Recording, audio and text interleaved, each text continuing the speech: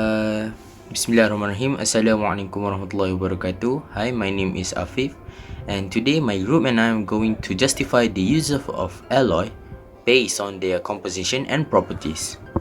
So the uses of alloys is based on their composition and properties of the alloys produced.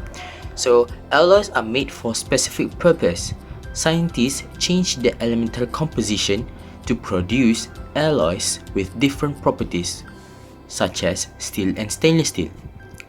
Steel and stainless steel is the same metal, but the scientists just put a new word that is stainless.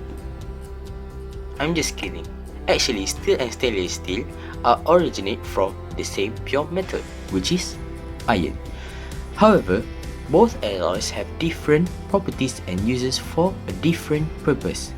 So we can see that still some of the purpose that in daily life that we use is still we can say that body of cars, railway tracks and others. And stainless steel we can found on like surgical instrument, sinks, fork and spoon that we always eat.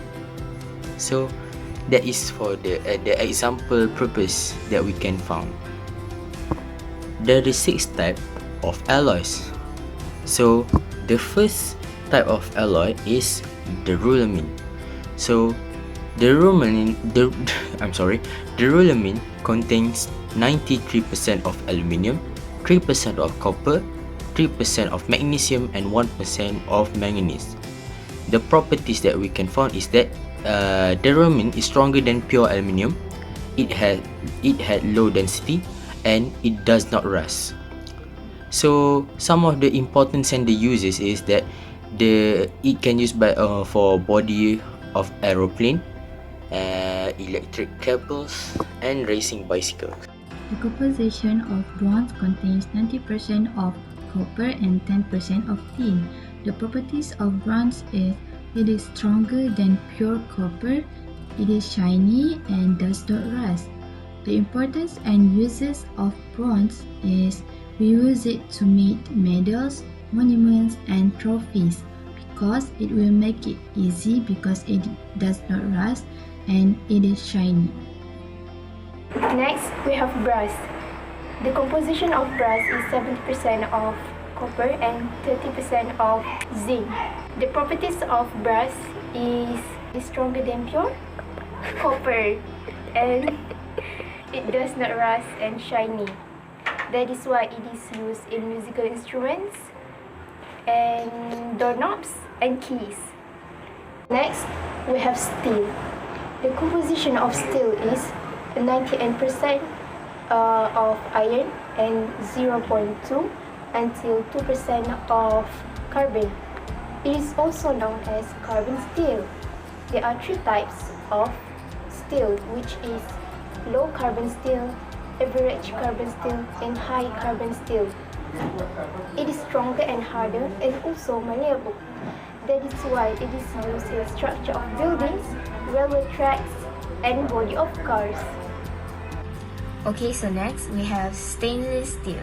First, the composition of stainless steel is 73% iron, 18% chromium, 8% nickel, and 1% carbon.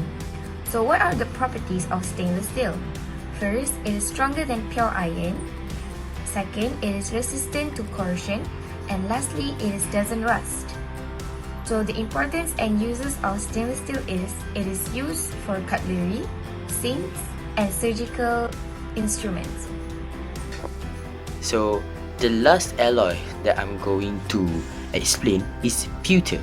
So pewter contains 93% of tin, 3.5% of antimony, and the last one is the 1.5% of copper.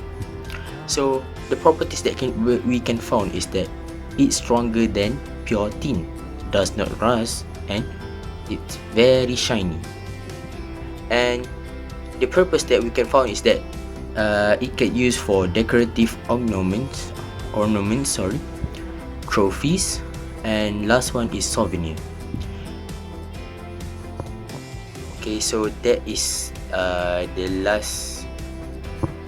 Okay, so I think that is the last explanation from us.